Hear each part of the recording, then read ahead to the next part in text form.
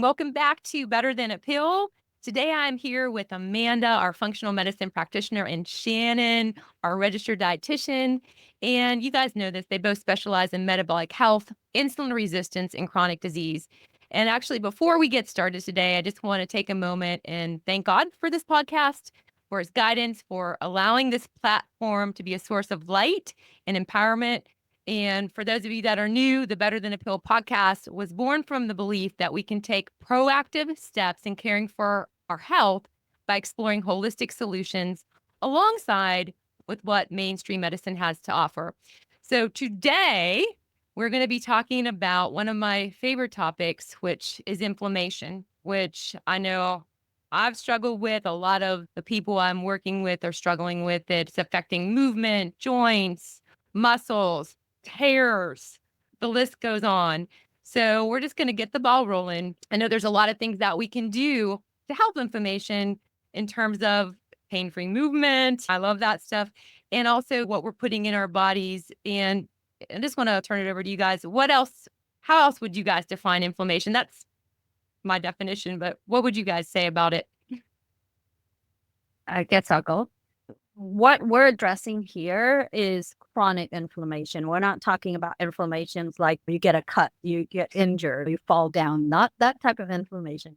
We're talking about chronic inflammations that is causing insult to your body over time. And usually these chronic inflammations are due to either food sensitivities or we're eating high carbs and sugars and seed oils and vegetable oils, those type of food that can lead to inflammations. And chronic inflammations and insulin resistance are deeply connected, creating these vicious cycle that drives metabolic dysfunction, right?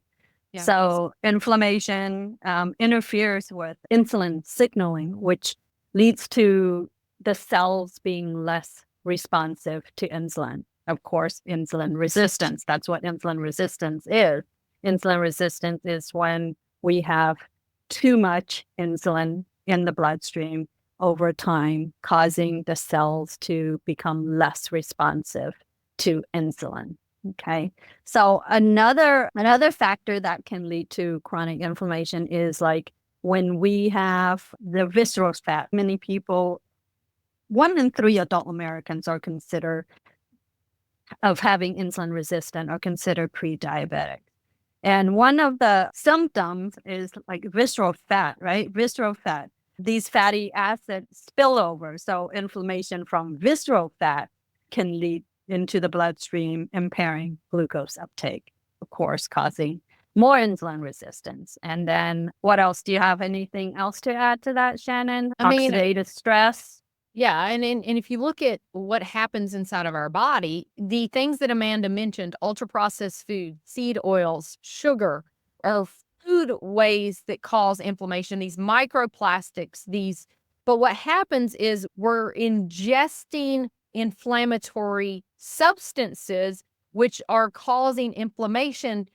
And then we have the inflammation that's happening inside of the body. So that causes insulin resistance, which makes us have high glucose. Then the glucose itself is causing, it's a cycle like Amanda mentioned. Right. But neuropathy, anybody that has neuropathy, that is the nerve endings being inflamed, right? The vessels, inflammation can cause erectile dysfunction, right? Mm-hmm. It can cause retinopathy when the vessels in the eyes are inflamed and inflammation's coming from a high glucose environment. But it's not just our food. It's the air we breathe. It's the plastic. The seed oil, the lotion, everything. And then when we compound it, it's the compounding effect of one of these things in itself. Occasional isn't a problem, but it's the compounding effect. It's the dose that's the poison. Yes. Yeah. And it's the chronic. It's like we're talking about chronic inflammation, right? It's not acute.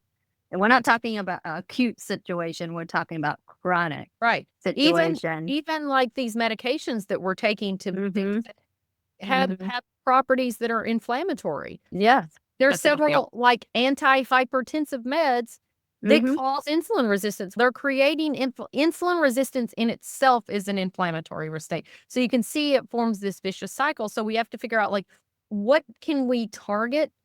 And it's targeting one thing at a time to reduce the compounding effect. We're never going to get rid of all the inflammatory things No. that on our body, but what can we do? What can we Right. control? We can Right. control Mhm. what we put in our mouths. Yeah. Right? We can Mhm. control if we use perfume. We can control if we use lotions that cause or plug-ins, these fragrances that people put in their home and you breathe them in constantly. We can control these things. And by controlling these things, then we can start to slowly lower our stress. And meditation Mhm. can help with that. Prayer can Right. help with that. Mood. Amanda is the mood Mhm. queen, and so are you, Carrie. And Mhm. so for somebody like Mhm. me that has this mentality that more is better, harder is better, beat yourself, lift heavy, that's causing inflammation. And Yeah. all Mhm. hormetic stresses, which are good, can become bad when we compound them. Right. So we're looking at Absolutely. like looking at our health from the standpoint, we've got our emotional, our mental, our physical. We're touching in a lot of physical, Yeah. our spiritual, Yeah. relational. We're having all these stressors. I know that can, like you're saying, we want to do, we're here for a reason on Better Than a Pill podcast. We want to do things that we can that are better than a pill, which these pills are not only, they're causing inflammation, they're killing us, they're adding more stress to our bodies unnecessarily. There are other solutions. I do want to say that for me personally, I had a lot of inflammation from a muscular skeletal standpoint a couple years ago, specifically in the wrists, and was doing everything I could movement wise. But it was when I stopped taking gluten, a lot of about this, that the inflammation Mhm. just left. So there's Yeah. so much power in what we're Mhm. putting in our mouths. And then I'm thinking to myself as we're talking together right now, gluten would also somehow, you probably can help me with this, ladies, be related to insulin resistance because it is, right? Absolutely. Yeah. Yeah. So Yeah. I'm just thinking, oh my goodness, there's a correlation right there. Mhm. Yeah. Absolutely. And you mentioned spiritual and emotional. And I think one thing that I need to be better at, and I think makes a profound effect, is gratitude.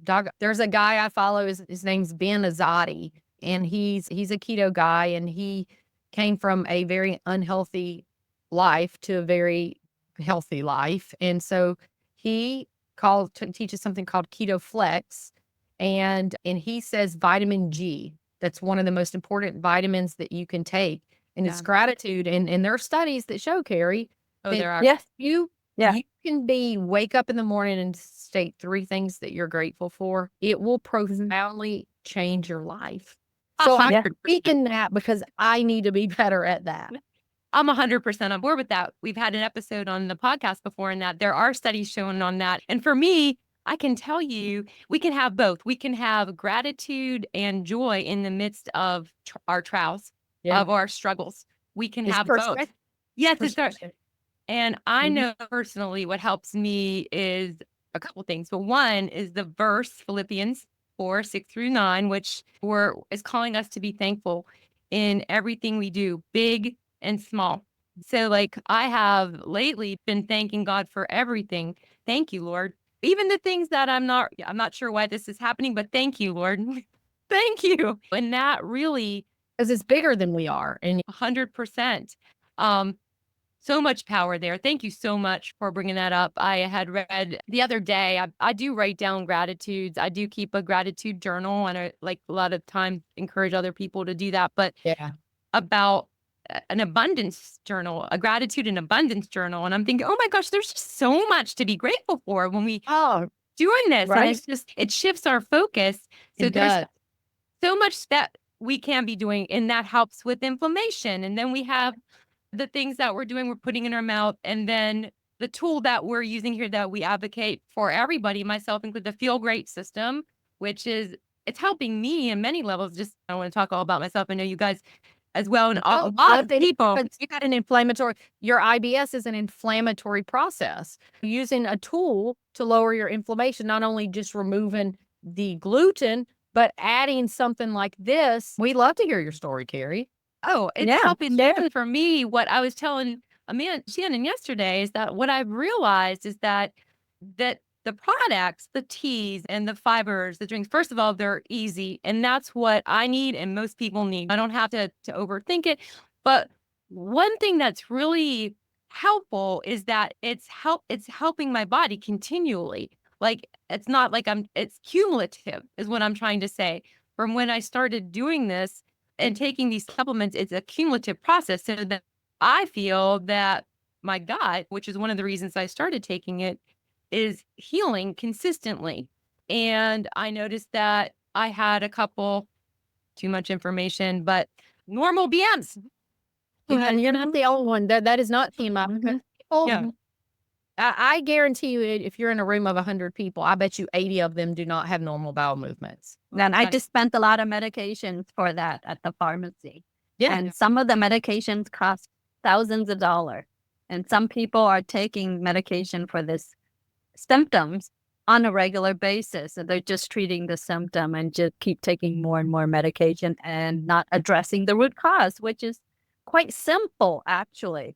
Well, I'm not saying it's easy, but it's simple. It's a simple protocol. It's just drinking of the tea, drinking the fiber before you eat, and when do some intermittent fasting. And when you break the fast, make sure you're eating real food, eating real healthy, soluble and insoluble fiber, healthy fat and protein. And that is it. And drink your water and don't eat every 2 to 3 hours.